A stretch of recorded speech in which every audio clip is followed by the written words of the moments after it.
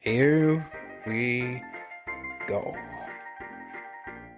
I feel like that's a fucking reference to something, but forget it.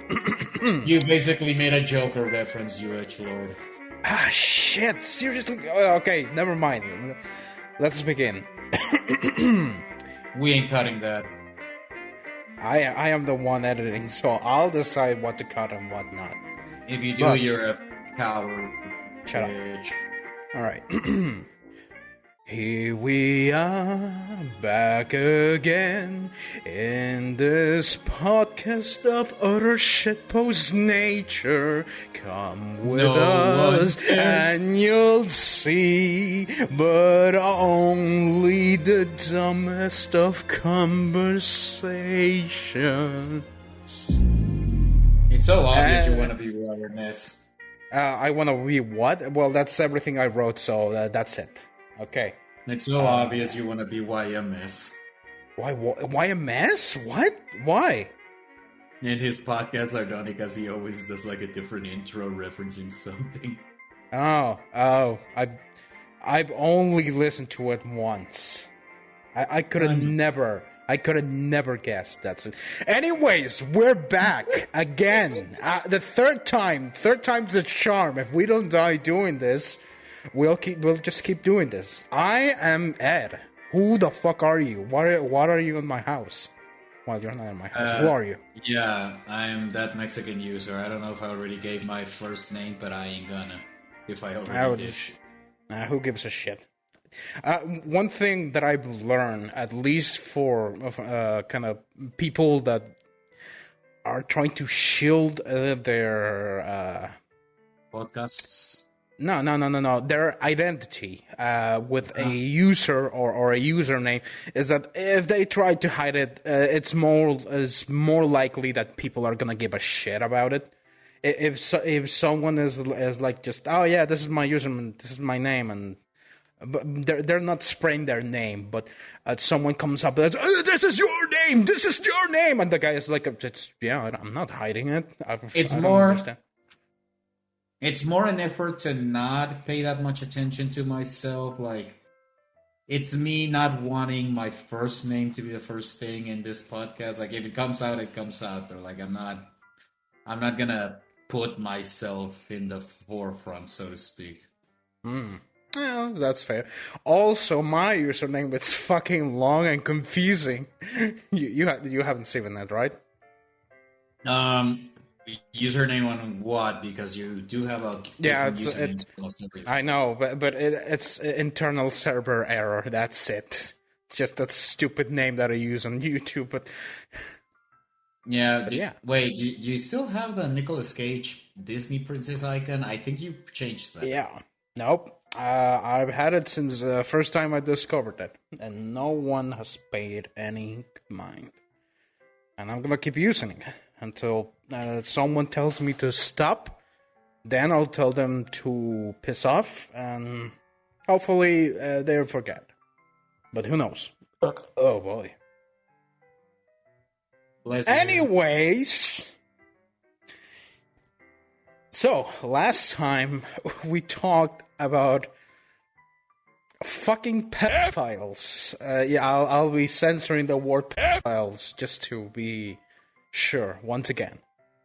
Mm-hmm. But that was my topic of conversation that time, and it took all of the time because we just went on and on and on. I mean, who doesn't want to talk about how shitty pedophiles are? I'm If you don't talk about how shitty pedophiles are, you work at Blizzard. And not as a sexual harassment victim. Or the sexual harasser. You're bombing. Yeah, you're supposed to play with it like balls, right? And okay, yeah, forget it. Yeah, you're extremely bombing this bit. Yeah, you're supposed to get in on it. And then, okay, you know what? Forget it. Yeah, I can. I can hear how you are stuffing your mouth with fat dick. I can hear that. But aside from the topic that we'll be discussing, that you have been keeping under your whatever this whole time, we also have a special thing, I guess. Yeah.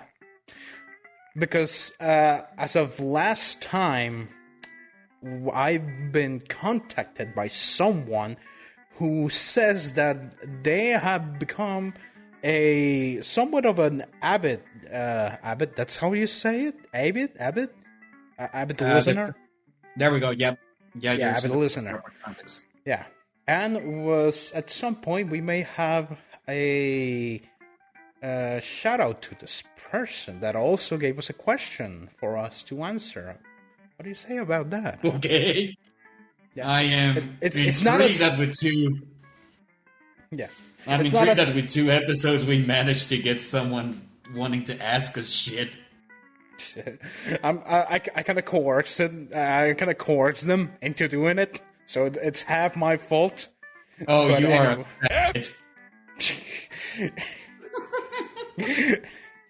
I thought it was gonna. I thought it would be a nice addition, but anyways. All right, go ahead. No. First, we're gonna talk about what you been wanting to talk about this whole time. All right. So, what is the topic? I brought up pedophiles last time. What are you bringing up to the table? Trigger warnings, in a way. Trigger warnings? Trigger warnings. Oh boy, this is going to be fun. Alright, so what about trigger warnings? They exist. That's it? Obviously not. But no, it kind of relates to a lot of shit that I've been mulling over the past couple months about art and how we're consuming it nowadays and how Twitter is the worst fucking cesspool of humanity currently happening, even worse so than Syria or South Sudan. But anyway, the more and more I think about trigger warnings, like, I reach that unimpressive position of the enlightened centrist, where it's like, I get why they're there. Like, for instance, you obviously need a trigger warning if you're prone to seizures, if what you're about to watch has, like, a lot of flashing lights. And a lot of people would argue that there needs to be a trigger warning for any piece of work, fictional or not, that talks about sexual assault. Because I guarantee that a lot, if not all of them, wouldn't want to relive it in any way, shape, or form. But then you get into a muddy area where they make trigger warnings for gunshots, trigger warnings for death by this, trigger warnings for verbal abuse, trigger warnings for burning your tongue on some hot pasta that you didn't let it cool off, etc., etc. Wait, did you just said burgle abuse? Verbal abuse. Ah, right, burgle. Would you imagine? Burglar abuse. Yeah. Is it what we call getting robbed now? It sounds like two things. Like a subgenre of weird porn. As in the burglar gets in. Yeah, the burglar. Imagine that the burglar gets in your home and hits you with a jockstrap as he ties you up. That's burglar abuse. Anyway, yes.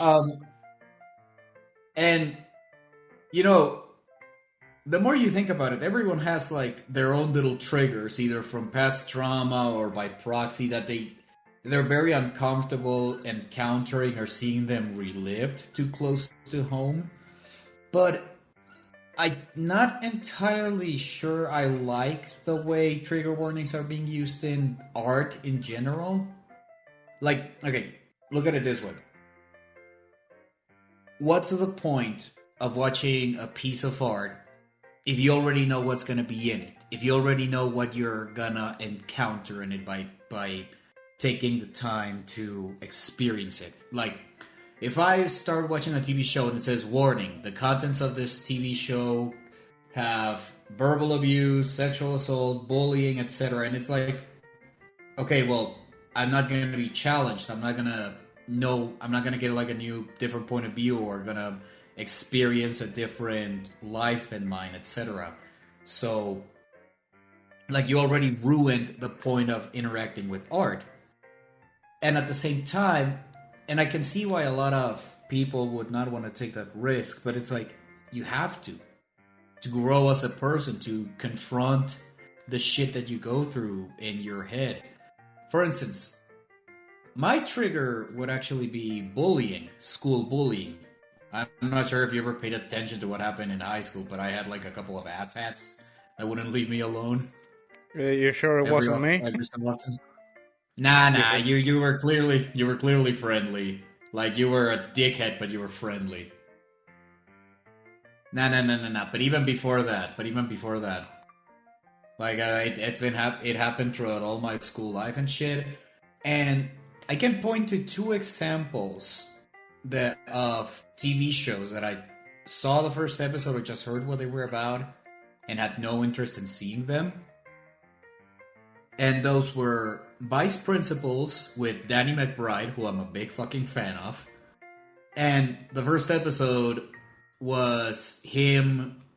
One of the subplots was 2 kids were bullying this one other kid. Danny McBride's character comes along, stops the fight, but he gives all 3 of them detention because the bullied kid was also in the fight. And after that, I was like, okay, no, this shit hits way too close to home. I ain't gonna continue this. And the other one is Cobra Kai. Like, I haven't seen a single episode, but I hate that show in principle. I don't want to learn the point of view of this psychopathic, bloodthirsty, sexist asshole. Like, fuck off forever. You don't get to do a show where the bully gets the redemption arc and it turns out LaRusso was in the wrong all this time. Fuck off. So it's that, right? And a lot of people would say I have all the right in the world to react like that to that kind of art, and I do. Now, the problem that I started to realize, and even more reason why these dumbasses on Twitter piss me off, is that while those 2 pieces of work trigger, moments of my past, I have no fucking right to say they shouldn't exist. I have no right to say they should be banned, censored, edited, warn us about what's going to happen, etc. Because it's my own hang-ups. It's in my head. Like, I worry I may be speaking more than what I'm saying.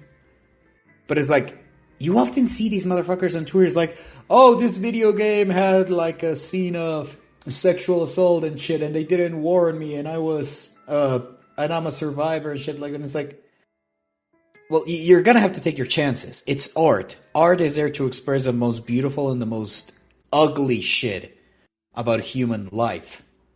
It has to happen. Like, you can't, just because you, the person, went through a very similar situation doesn't mean that it can't happen in media.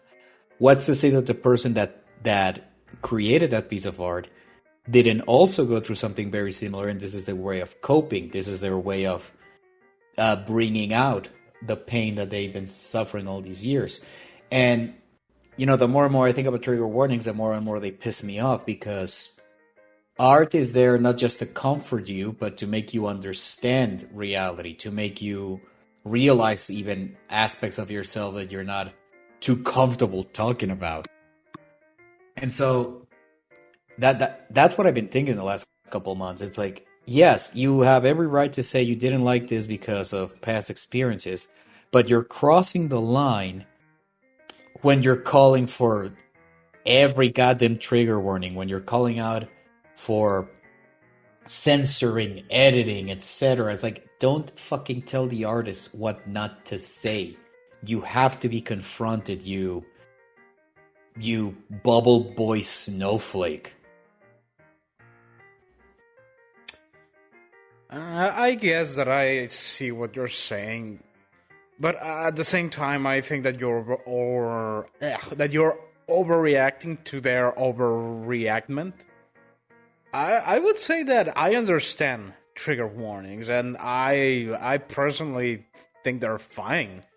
I just like you said that everyone deals with it, with their trauma, on any way, on their own way. Some people don't get over the trauma. Some people are wary of the situation, or some people are currently getting over it, and bring it up is just a bit of a salt on the wound. So it's not nice for them. I understand the thing. But at that point, I look. I would say that. Oh fuck! Bless you, Jesus. I just fucking ate. That's all right. I'm wearing headphones, dude. Calm down. I don't give a shit. You're gonna hear the sweet orchestra of my innards. You're gonna. Don't lose your point. Don't lose your point. I'll lose my point whenever I want. Look, I get the point about trigger warnings, and I'm behind it. If the developer of a game doesn't lose anything by putting a warning on their trailer or advertising and say, okay, people aware of these topics may want to stay far away. On one thing on that, I think you're over exaggerating, because you are not risking yourself to change. You're not risking yourself you're not fucking challenging yourself to overcome that.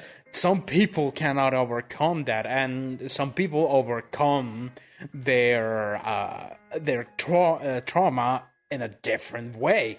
So maybe telling them to get a grip and just do it, just see the stuff that might be uncomfortable to them, might be just a tad bit insensitive. Admittedly, I was a little. Admittedly, Jesus, look at you. You're the one that's being more sensitive to others. Jesus Christ. Look at the fucking... Look at the fucking contrast in our goddamn friendship, you edgelord motherfucker. You started the podcast with a Joker reference. You flip-flopping bastard. It wasn't on purpose. It was your subconscious. It was your subconscious. I don't even fucking like the Batman movies. Whatever the fuck your name is. You're gonna go and watch Joe Rogan's new podcast with Jordan Peterson after this, you fucking incel? I have no fucking clue whatever the hell you just said. I think I know Joe Rogan. Is that midget guy that fights everyone and shows, the monkeys biting asses or something and weed? Yes. Anyway. Yes. Anyways, okay, what I was saying, admittedly, what I said at the end was a little hyperbolic for the sake of, comedy or whatever. But my main point is that I feel like at what point, hold on. Okay, I've heard this being used as a counter argument, and it's correct. Like, we already have the ESRB, the ratings for movies, video games, TV shows, etc., that warn you what can be in the product. Like, for instance, I remember that whenever you used to buy physical games, it says rated T for teen. It may have suggestive sexual content, cursing, etc., blood, shit like that. But here's the thing. I think those are vague enough that you already know you have like an understanding what you're getting into it without quote unquote spoiling what's going to happen. With trigger warnings, it seems like they're getting more and more specific. Like, Okay, and there's obviously exceptions to every rule. In this case, my rule. For instance, I personally think that the trigger warning that was put in front of Doki Doki was a very smart one to do because, like, yeah, it's a swerve when it happens, but it's not like a troll kind of joke. Like, Dan Salvato really couldn't have do what happened in the game and then pop up and say, haha, trolled you, owned you, because it's a heavy subject to fucking mention. So, but I don't know, man. It's just at what point is it the artist's responsibility to coddle any and every possible person that goes into their work? Like, for instance, with the vice principals examples I had, does that, because of what it made to me, does that mean that now Danny McBride has to put a goddamn trigger warning of this can cause PTSD for kids that were bullied in the past? Like, it, I think it's too much to ask. No. Sometimes. No, I mean, no, it's not. It literally, at the beginning of the thing, you just put a fucking message that, okay, people that want to be worried about these things, this video game, movie, art, whatever contains it. So if you are sensible about this stuff, you might want to turn away. And that's it. That's it. That's everything that you have to do. You don't have to coddle anyone. You literally just have to tell them that to fuck off. That's it. I don't know why fucking. I don't know why trigger warnings are such a hot button issue for me, because it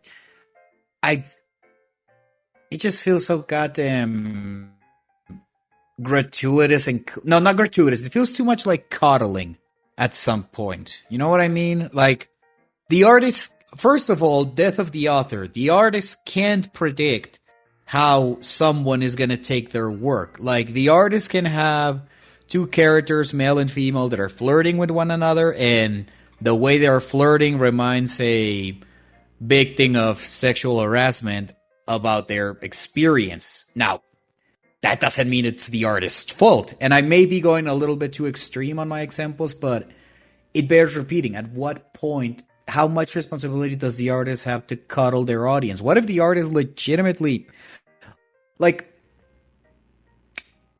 I think I just hate it when it's one jackass on Twitter complaining and adding the trigger warning when the work was never meant to explore the themes that this person got out of the project. Like, if you're about to watch something like The Girl with the Dragon Tattoo, which has a vicious rape scene along with a revenge rape scene, like, I can see why a trigger warning would work on that, or at the very least specify it in the rating. But I don't know, like, I feel like we're taking it too far, too quickly. I think that the problem, at least of the problem that you have, is that you're fixating yourself too much on these individuals from the Twitterverse that are just hyper-focused on doing that. But at the same time, consider this. What if to that person is a big deal? Okay, look. Let's go to the assumption land. Here comes the ferry for the assumption land. Whoop whoop. Okay, so let's assume that specific fellow that put up a trigger warning for, let's say, I don't know, My Little Pony, whatever. When a trigger for My Little Pony for something that doesn't even happen on it, and this fellow goes on saying, "Oh, this episode of My Little Pony had me like this because of this, and all of that is very specific and very No, yeah, just specific to that person. So, what if for that person it is a big deal because it reminded them of a traumatic event that happened to them, a very, very specific Well, they event. fucking watch it and never. They watch it and never watch it again, or they have every right in the world to walk out of the movie, TV show, video game, etc., and not come back. Like Right. like the artist doesn't owe them an apology or a consideration. The artist did what they wanted to do. Okay, so that is your problem. Your problem is the people that are just going all out for specific, very specific shit that wasn't supposed to be on it. But the thing is, playing devil's advocate, they also have the right to. That seems kind of fucked up to say it. Boys their discomfort. Yeah. The boys are discomfort with. You were gonna say bitching, weren't you? No, not exactly. No. Wine. I just forgot. I don't know, but it was voicing their discomfort was way better.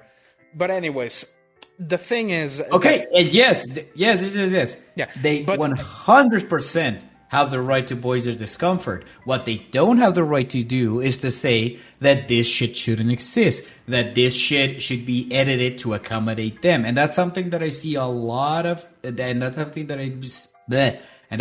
I've been seeing happening a lot in the online discourse as of late. Like, that's where I start to draw the line. Okay, this work of art reminded you of a very, very bad aspect of your life.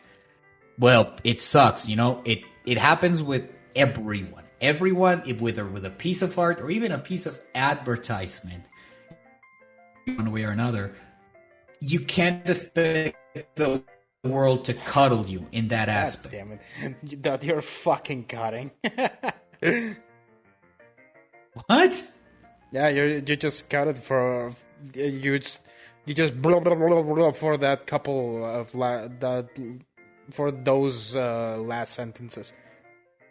All right, I'll repeat it. Oh boy. It sucks that whatever piece of art or advertisement triggered you.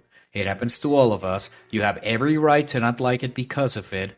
This doesn't mean that you have the right to call out for this work to be censored, edited, or call out for a campaign for it to never happen again. Because the world doesn't owe you shit. At the very least, talking about art. All right. So we reach an agreement. You are you are not angry, or at least your problem is not against trigger warnings, but more to the people that blow things out of proportion. Exactly. When stuff that was not meant to trigger them, I guess. Offend. Yes. Offend, to trigger, to make a big statement. Yeah. It goes back to the death of the author. Like, everyone, there's the unspoken rule of art is that you as an artist, once you put something out there, it ceases being yours. Like, what now? Disney would do anything in their power to say otherwise, but the basic idea is that your interpretation of the piece of art you just created no longer matters, because now the public gets to experience it and interpret it as their own, each one of them. And that means that the guy that loved your work for what it is and gets it the same way you gets it, their opinion is as valid as a guy that sees it as an allegory for ethnic cleansing. Like, again, two extremes. It's to make the point. At the end, so it pisses me off when Death of the Author is being used now as a fucking tool to want to censor and change art. Because it's not. You're at worst, at best, you're a critic. At worst, you're an annoying armchair activist. You have every right to say that you didn't like this work because it reminded you of something bad. But you can't be this pretentious to say that because it affected you that much, it shouldn't exist. Oh no, yeah, I completely agree. At least with that, with the thing of the people falling on their asses. Exactly. I understand the need for trigger warnings. With the last couple years, we've seen a good development of mental health awareness and all of that, and that's cool. But oh god, these fucking people that are just self-righteous pieces of shit that just see problems everywhere.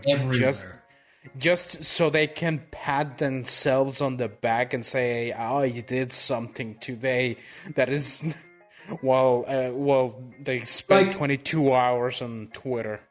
Exactly. Like let's, for the sake of the argument, let's say that this is the episode that goes viral, and my speech at the beginning about how I suffer from bullying and blah blah blah is the one thing that gets clipped out.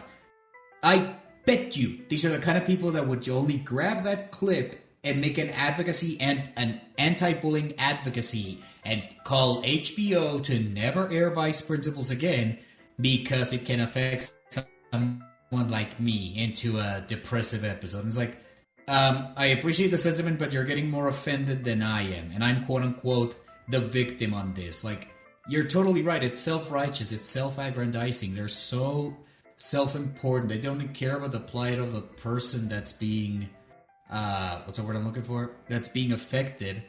They care about their own brownie points. If they had a third arm, it would be perpetually patting themselves on the back all the day, and even when sleeping. Yeah. But if you criticize them, you're a Nazi. Oh wait, I have to blur Nazi too. You're a 1939 popular fuck. What's the acronym for Nazi? Shit. Aryan. No. Aryans? What's the USSR? No, that is exactly. I'm spitballing. Yeah, you're horrible at it. No, the technical name of the Nazi Party back on 1929. I don't know. Germany. I don't know. The popular party that started World War II. There you go. Anyways, I do understand that these people are extremely annoying, and they essentially shield themselves with self-righteous causes, because if you criticize they claim the moral high ground as the biggest shield to defend themselves. Yeah, because if you criticize them, you automatically are I don't know. You're a fascist. Nazi. You're a bigot. You're a fascist. You're I don't know, something. A buzzword. There we go. We can use that. Anyways, these people are douchebags. God damn it! They don't. It's worse than that thing that just happened with the anti-war subreddit. Oh god damn it! That was I refuse to watch the interview. I think it's going to be too much cringe.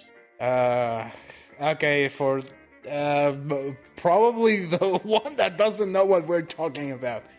With what happened with the Cog Big 19 from Wuhan, China, that thing. Many people from the service sectors, as in bartenders, as in waiters, as in, I don't know, I just have those two, have started to quit their job because they were treated like shit Have you ever seen those screenshots of messages that I need you to come at 5? But it's my free day. Come at 5. Or what are you gonna do? Fire me? You're low staff. Come at 5 and whatnot. So with that, this movement kind of started flourishing of people that said, "Okay, this is bullshit. We're being treated like the sole of a shoe." Yeah, we're being treated like cattle. Yeah. And they're like, all right, if you want to fucking go, let's fucking go, bitch. And they now they're quitting in mass. They dabbed on they dabbed on their employers. This is why the movement took a hit. This is why the movement took a hit. That's what they all did. Simultaneously, they just dabbed on their employers. Now they bottom line. A lot of people, especially majority in the United States, are sick and tired of being treated like cattle, not earning enough money to even get basic needs. So they're finally rebelling. They're finally quitting in mass. They're finally taking the power back from the masses and away from the employers and rich people. One step at a time. Sometimes you get the cringy post there that's like, ugh, I just want to eat Doritos all day. But those get downvoted to hell, so they don't even count. And recently, one of the admins... Could you please not talk in Reddit lingo? That is the one thing I would not allow on this bullshit, stupid audio thing. Regardless, one of the moderators went on Fox News. They completely bombed because they came across as the lazy millennial that really doesn't want to work. And I was on anti-work today because a day prior they were shut down to non-members because they were sorting shit out. And now they're finally back. 2 of the moderators stepped down. So also some Discord moderators. Even more people stepped down after the post, etc. And now it's quote-unquote back to normal. It's still gaining traction. Personally, at the way the news move, this shit's going to be forgotten in 2 weeks. But god damn it, was it a major blunder. Oh, yeah. Yeah, especially because all the people that are technically, quote-unquote, from the mainstream, as in normal people that are not on the usual internet sphere, kind of like... they did not get a good first impression. Now, not only that, because they think that all these people that quit, they're saying that they're just lazy, because on their perspective, they're going to get their coffee, they're going to get their sandwiches, they're going to get their groceries, and there's no one to serve them. And they're like, oh, these fucking lazy people, they don't want to work. Yeah. And so that is the image that mostly, let's say, boomers have of this movement, this anti-work movement. They just picture them as a bunch of lazy 20 to 30-year-olds, and that don't want to work. And that's not really the point of the subreddit. Like, at first it was like infuriating work anecdotes, and it's like, oh mate, I get you, like fist bump, you and me. And then it just evolved into an actual workers movement. Like, I won't lie, a couple of months I was getting a lot of news from that subreddit, which would link articles to workers' strikes and how they were going. I learned that right to repair is like gaining a lot of traction because of that subreddit. And it was a great miscalculation, but they're gonna recover. Like, this shit ain't gonna go down that easy. Yeah, that's sad, so sad. But anyways, should we move on to the question that our one loyal fan goddamn asked? I mean, one thing that you wanted to bring up is, come on, man, don't leave me hanging. You have to say it. I can't remember. Oh, you piece of shit! Smiling Friends. Oh, god damn it, because I had the idea in my head, but then I was like, we're moving past it. And as soon as I said that, you bring this shit up. You stupid. All right, damn it. let's keep it short because we are going to use all the time on this. Hello. So I mean, we have to talk about it. It's a show, boy. shut up. Shut up. Hello. He's making a reference. He's making a reference from the show. Shut the fuck up. Shut I up. mean, it's created by people that we've been watching since our childhood. Hello. And it's like it's the first Newgrounds show on mainstream television. Hello. Okay, I'm done. That is actually kind of incorrect. Now, to explain it to our single audience, Smiling Friends. What the fuck is that? It's a show on Adult Swim, the kind of the sister network for adult-oriented content of Sister Network. What the hell did you want? There we no, go. not sister network, sister channel. There would There be you sister go. channel. Okay, It would be a sister channel, yeah. All right, so sister channel, not network. Network is TNT, I guess. Forget it. I don't know what. Hello. I'm talking about. All right, shut up. All right, so Smiling Friends. It's a show. Every time you stutter, I'm gonna do that. Dude, you're fucking triggering me. You know I have stutter problem. I do Hello. actually have a stutter problem. Fuck off. All right. Go on. Fuck off. Go on. From the I top tapped of out. a bridge. Jump down. Head first. Smash it open. Hello. I was not stuttering, you piece of shit. But you were diverting. I do that a lot. Smiling Friends. Sundays at midnight. I don't know. It's a show created by a lot of colorful people, mainly the two showrunners. Creators. Yeah, would be Zach Hadell and Michael Cusack. Does he really want people to call him Hadell? I think it's Hadel, actually, now that It's you mention Hadel. it. It's Hadel. Oh.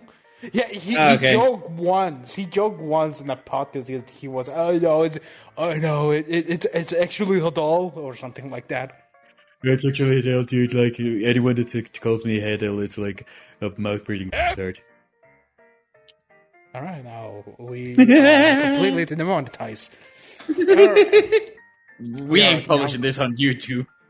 We are all. YouTube is the only place we can publish. I'll just cut it. Fuck it. So this show, it's amazing. It's good. Go watch it, even if you don't like it. If you don't like it, boo you. We're gonna do burglar reviews on you. Oh, you're the worst. Okay, no, but let's keep it short because everything that has been said about the show has been said. Yeah. I wanted to make the whole episode about it, but yeah, on retrospect, it just don't make sense. Yeah. The show on its own, it's clear that it just wants to be funny, self-contained stories, and it's so refreshing. It was what Rick and Morty was originally looking like it was gonna do, but then it got lost in its own serialization, and I don't say I hate it, but it's not the same. Not only that, in concept is very cool because Ed and myself, we've been watching Zach Hadell. God damn it, I swear I didn't do it on purpose. Zach Hadell. I know.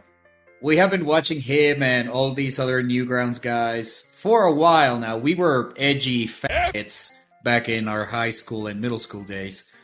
And it's still am. very cool. Yeah, I know. You're a lost cause. But anyways, it's very cool that we see someone from that environment make it as big as they have. Because, you always heard, like, there was this guy, Michael Matosis or something like that, who was very talented, and he ended up, like, storyboarding for Bob's Burgers. But you never really heard of a Newgrounds artist that made it as big as this with their own show. Is that the guy who did the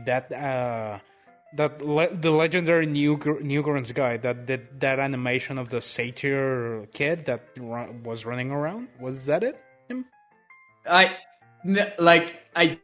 think he's the guy that, remember when Johnny Utah, Tom Hope, and Stamper did a joke where you punch Britney Spears? Yeah, that's or him. Kevin Federline. No, Kevin Federline. Yeah, and No, it's not Kevin Federline. No, like you're punching Kevin Federline, aren't you? Yeah, no, you're punching Britney Spears or what? Regardless, that doesn't care. At the end of the game, like once you win, you like piss on the body, and they wanted to bring in this guy Michael Matosis, but they had nothing to do for him. They only knew that he had the best animation at the time, so it's like they got him to animate one piss drop, and they coded it into a stream. No, yeah. So that's the guy. Like, yeah, I diverted, but the point is, it's so cool. It's so cool to see people that you grew up watching, like making it into the mainstream and actually be successful. Like, Adult Swim is promoting the shit out of this show. Memes are being created left, right, and center. The conversation is still going. Even I show this to my girlfriend and a couple of my other normie friends. They are loving what I'm showing them. Like, this has legs. I told you this the first week it came out. This can be Adult Swim's next Aqua Team Hunger Force. I like, they have the premise, but they don't give a shit about the premise. Like, they just use it as an excuse to have these crazy characters do all sort of wacky adventures. Oh, yeah, definitely. One thing, though, I sincerely hope that it doesn't happen the same thing as Rick and Morty. I don't think it will. I know. I have hope that it won't happen. Like, we may be putting Zack on too big of a pedestal, but I think he's smart enough to not let that happen. I hope, because there's always the fucking people that just are hungry for, I don't know. I want my serialization. A bird person lore, deep lore. Oh, god damn it! I will admit I fell into that trap because I liked the character and I wanted to see him come back. Oh my fucking god! You are. It was a fucking one-note stupid character, bird person. His name was bird person. They made me care for him. Oh, god damn it! It speaks in monotone. The whole point. It was a joke. You have to admit, though. The episode where Rick brings him back. It is one of the good episodes of that last season. Ah, god damn it! I'm gonna come clean. I hate Rick and Morty, especially the later seasons. The only episode that I've enjoyed of that fucking show so far is the one with the train.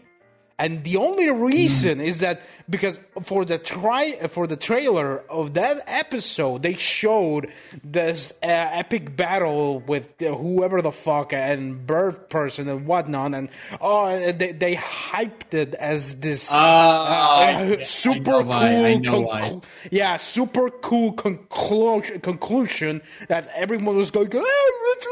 Every fucking autistic piece of shit that likes that stupid show was going to. I got my bird person up, the bird person deep lore, and they got fucked right up. I love that because all the fucking episode was about nothing, and thank God. I hope the stupid fans that like this stupid bullshit get so mad. I hope. Let it be known that a couple of minutes ago he was the one saying that I was being too insensitive to people's plights, and look at him now. I am. No. There's a difference here. We were talking about trauma. That trauma, it's serious.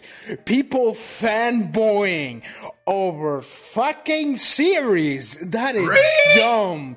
That is dumb, and they should be put to a goddamn gulag. Hate those people. Fucking hate those. You know who I also hate? Fucking the people who like the stupid Marvel movies. Oh, I hate those. fucking people. You hate people that like those movies? Yes, well, not that like, but are fanboying over all the people that over the past 3 months have been going, oh, the Spider-Verse, the Spider-Verse, we're gonna see Toby and Andrew White, Garfield, the Spider-Verse. I hate those fucking people, God. They are annoying. I could do without the dumbass voice, but I can do without the dumbest voice. No. But... Mosquitoes, those fuckers are annoying. Marvel fanboys, those are a goddamn blight on humanity. You have no fucking clue how much I hate those assholes. Also, those are the... Well, I'm the one dealing with the dumbass snowflakes. You just cut it again. Yeah. So those are the idiots that you're dealing with, while I'm the one that's dealing with the SJW snowflake trigger warning dickheads. Oh, I'm not dealing with them. I'm just watching them from afar. I don't know what you're doing with those guys. I'm not interacting with them, but I see what they're doing. But like, whatever. But yeah, whatever. Smiling Friends, a stupid good series. Go watch it. It's incredible. And if it turns bad over the years, I'm gonna be incredibly sad. I'm expecting 7 seasons of anarchic fun out of this show. Yeah. The new, oh god, the new meme. I hate saying meme. The new joke is that it's going to spawn over.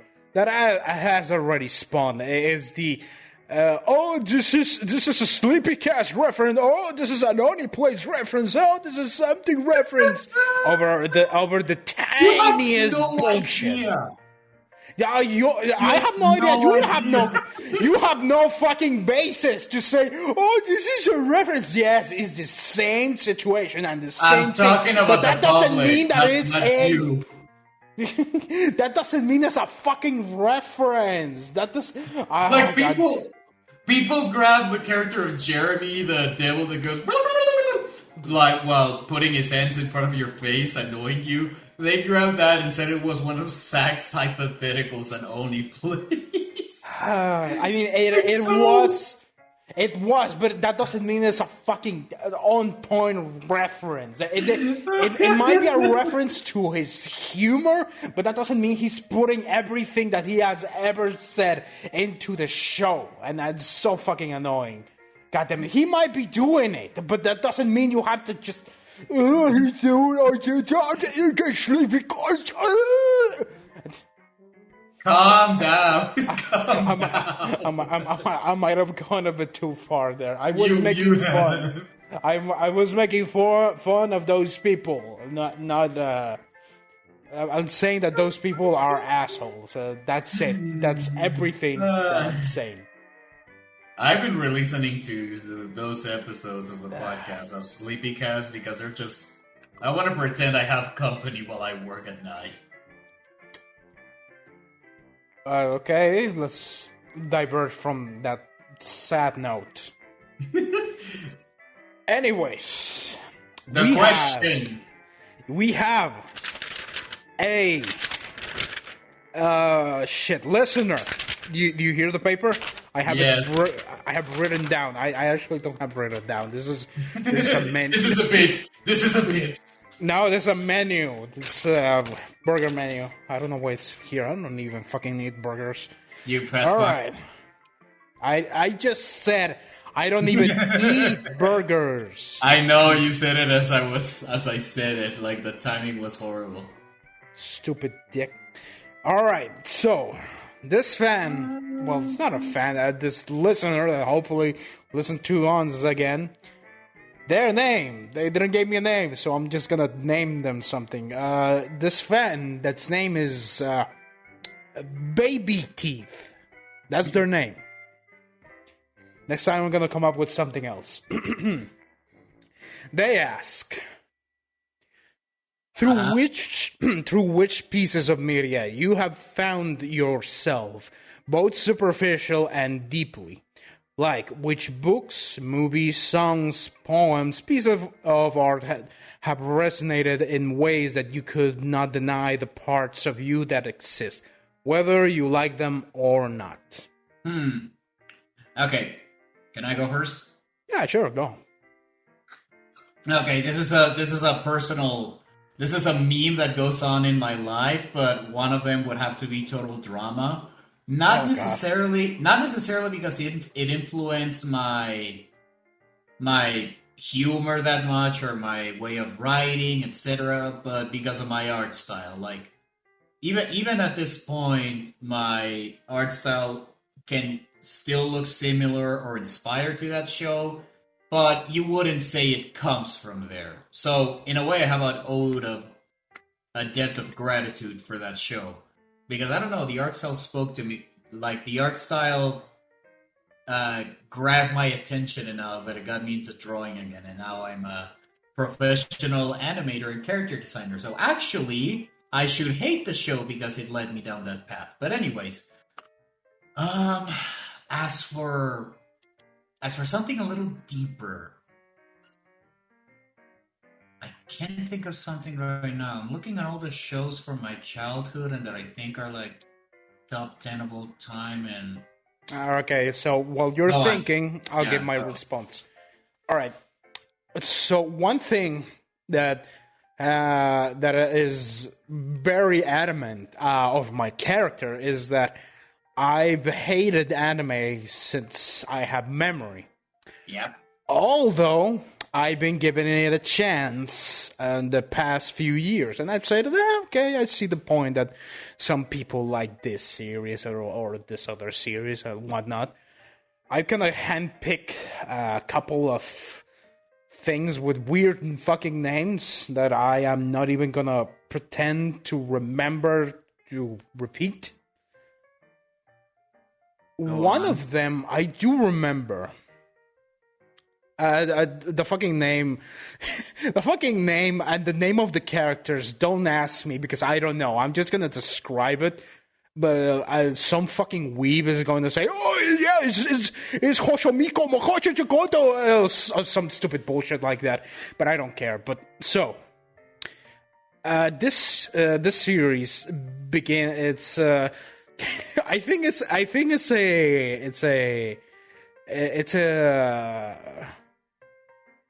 a pattern with anime. I think that the story takes place not only in high school but follows high school kids.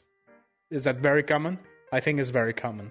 Yeah, it is. Like, high school is like the last place a lot of Japanese people feel like they were free, so they constantly romanticize it. Jesus, fucking Christ. Yeah. Anyways,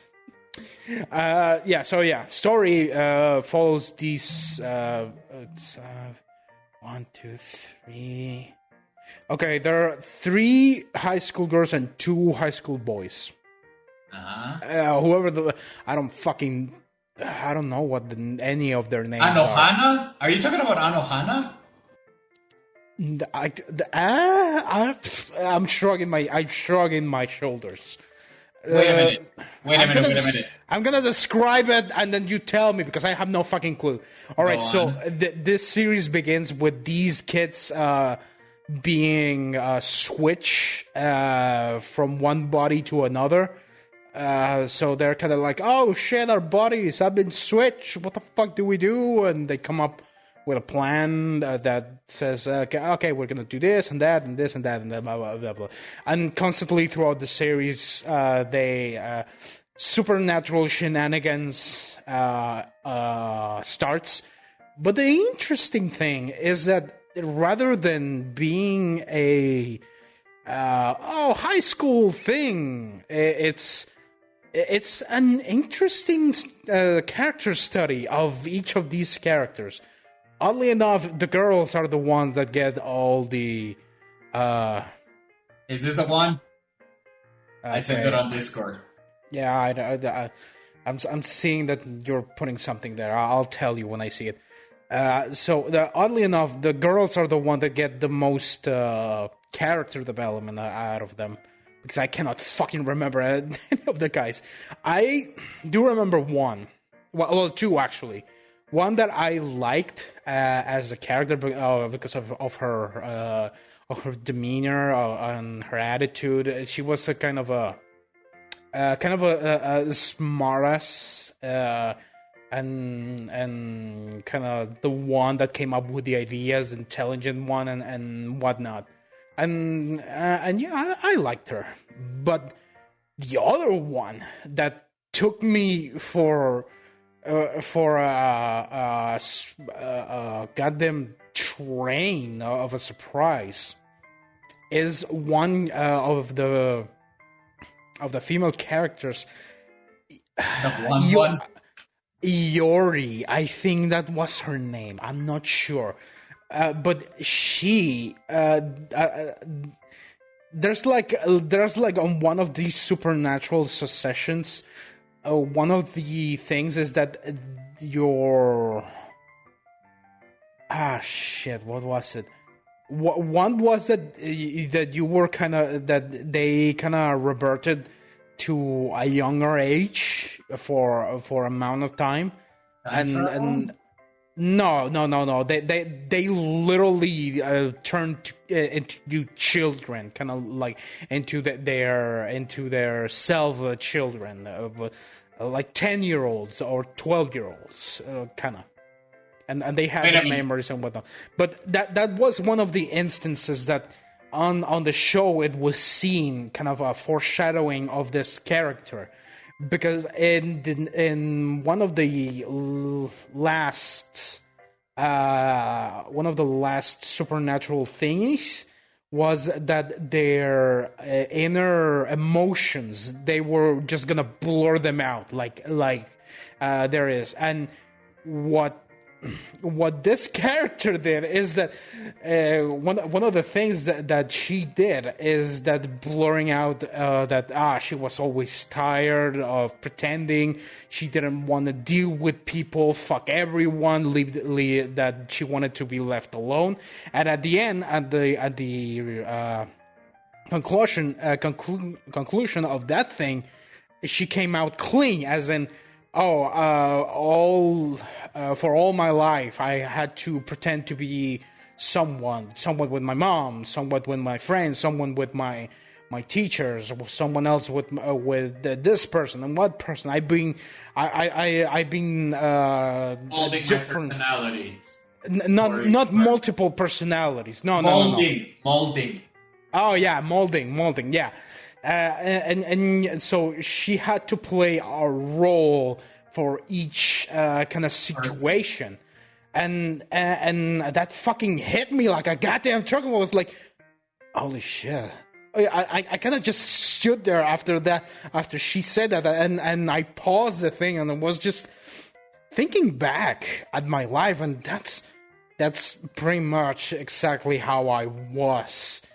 I went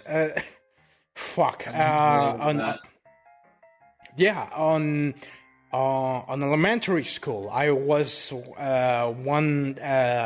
I behaved one way with friends, another way with not so close friends, another way with a couple of kids and girls that I liked, with the teacher, with my mom, with the dad, with my brother, with my family, and all that throughout my life. And that is it hit me after she kind of had that realization. Yeah, realization. It hit me, and I was like, damn, I really relate to this character. Fuck. So yeah. Yeah, that's like, okay, now look at the image I posted, because I think I found it immediately. Is it Kokoro Connect? Kokoro Connect? I don't see anything. Look at the image. I sent it through the chat. God damn it! I don't see anything. I see absolutely nothing. No, there's nothing here. Uploaded fail. Oh, get the hell out of here, man! Oh, suck my dick. Hold on. Wait, what did you say? What's the name? Kokoro Connect. I think that is. Twice? Why did it send it twice? Okay, no, yeah, that is. Those are the kids. Yeah, that's the kids. The one that I was talking about is the middle one, and The one in the very middle, or the one in the middle right? No, the middle one is the one that I was talking about. The middle right is the one that I liked. But yeah. Okay, no, I'm just gonna post a fucking image, so people don't know what they're know what I'm talking about. Yeah. But no, Okay, so I don't know. I'm trying to think of something like some of my favorite movies, are Paranorman and Coraline because I related a lot to those characters. But like, for instance, Paranorman is the outcast kid in his case because he talks to dead people. Like, literally. And I connected a lot with his outcast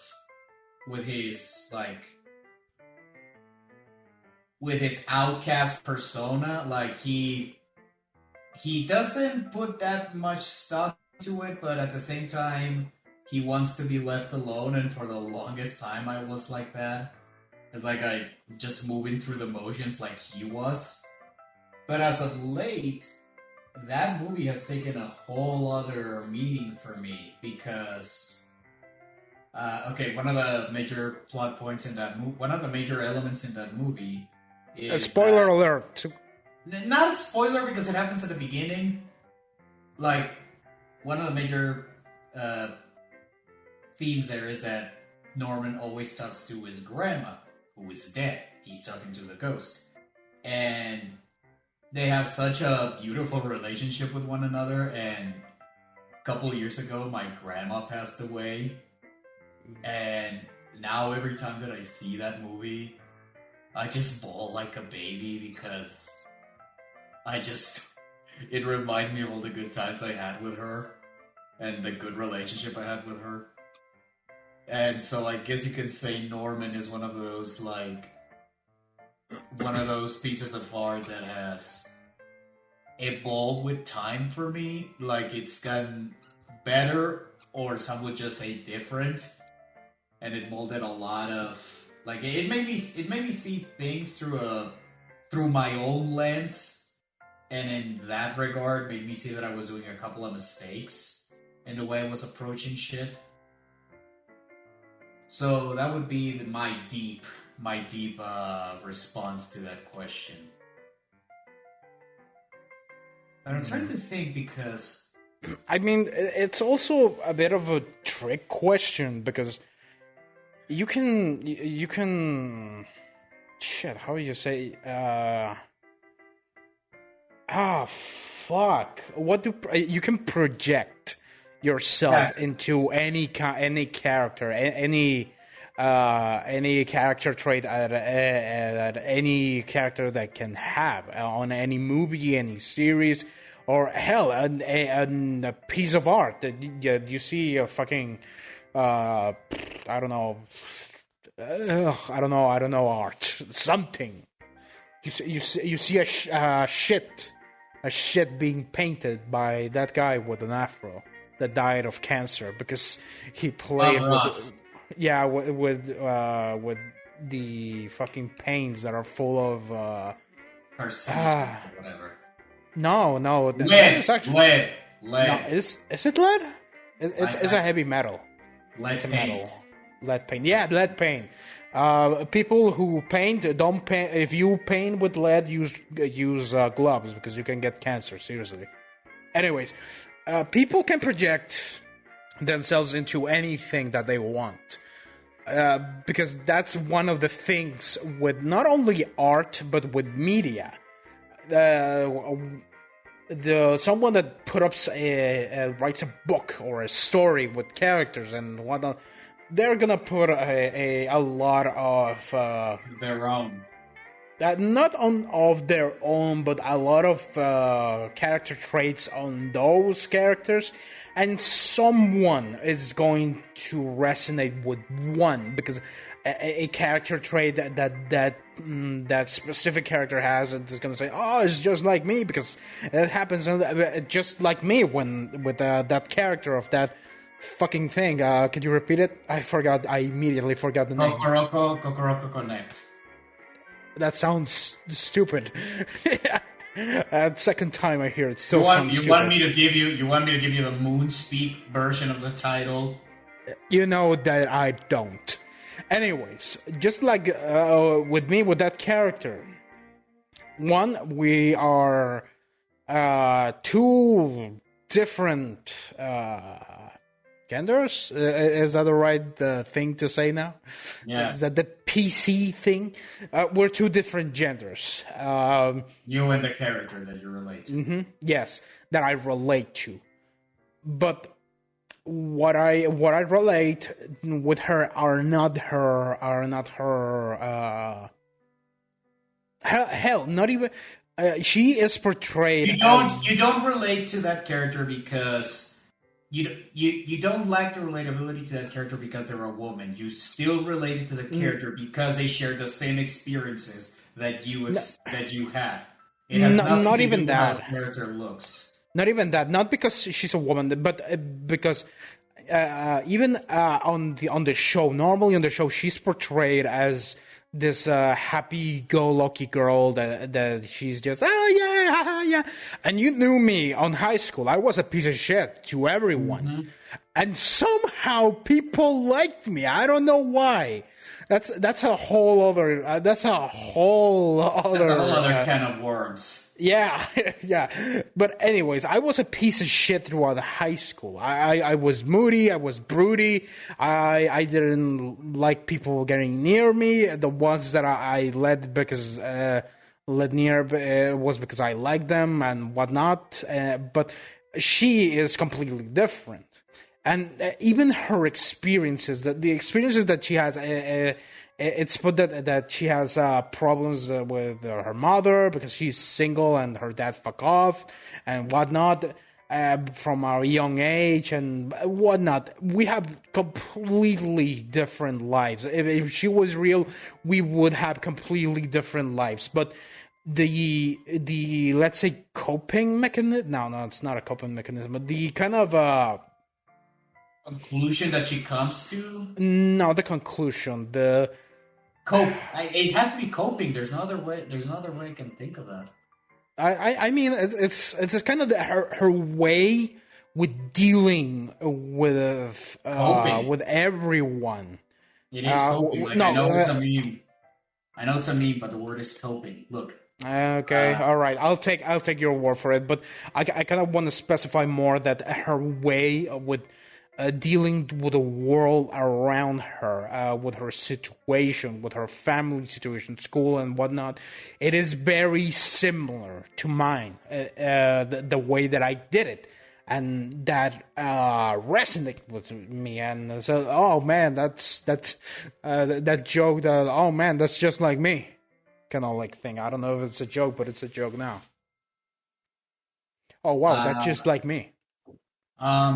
Yeah, like at the end of the day, yeah, animation is what gets me, is what resonates with the most. Like I may have not, but if we want to talk about a live action one, you could say that the movie Ed Wood, about arguably the worst director of all time. I saw that one. Yeah, I saw that one relatively young. It was a biographical film directed by Tim Burton and starring Johnny Depp before it was a running joke. And there's one scene, you don't even know if this happened in real life. It probably didn't. But near the end of the movie, you have Ed Wood in a bar encountering Orson Welles, who at the time was the best director of all time. Some people would still say he is. And you just hear these two men on the same occupation, which is creating art, with vastly different results, both by audiences and critics. And they just have a respect for one another. They understand each other's plights. They understand each other's frustrations with the studio and the actors and all of this and that. Like Orson Welles is never condescending towards Ed Wood. He probably doesn't even know who he is, but he sees him as an equal in terms that you're also an artist. And that at the time I didn't notice, but it has resonated to me to the point where I'm like, in terms of creating art, Like I used to be very cringy with criticisms of art, with like, this sucks and this and that. But I never gave any constructive criticisms or considered the amount of work it goes into creating something. Now that I've been 7 to 8 years being a freelance 2D animator. First of all, kids don't do it. But second of all, there's like this appreciation for it. Like even if I find an end product that sucks, I still try to find a silver lining. For instance, and I don't want to dwell on this because again, it's something that everyone has said what needed to be said. High Guardian Spies and Santa Inc. Those two shows have almost nothing, absolutely nothing good about them. Writing, directing, pacing, voice acting, characters, etc. It all sucks. But I look at them, and for High Guardian Spies, I'm able to say, I can see that the color, that the people in charge of the color did their job. And when it comes to Santa Inc., I really, really appreciate the stop motion animation that it had because it looks good. It looks expressive and it doesn't look cheap. And stop motion for a TV format is close to impossible to accomplish. So, again, if you want to get even more deep, I guess that would also be my answer because just because of that one scene, I think the entire movie is worth it just because of that. I guess. Well, I guess that's all the time that we have to... I just cut it. Yeah. That's all the time we have today. So... God damn it, you know what we forgot? What? To introduce the thing for a third time again. No one is gonna understand a bit. Yeah, dang it. What I sung, I did a little singy song, I guess. That's it. So what are we gonna call this? The trigger warning podcast? Nah, the self-realization podcast. Oh, come on. It fits. It fits. If it fits, I shits. I mean. Anyway, goodbye. Yeah, get out of my house. Oh, no, wait, who says that? The Joker. You piece of shit. Fuck off. Die!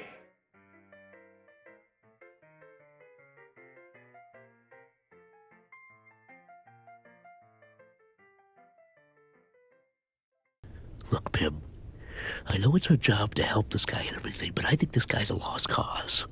He's obviously made up his mind. Why don't we just cut our losses and get out of here?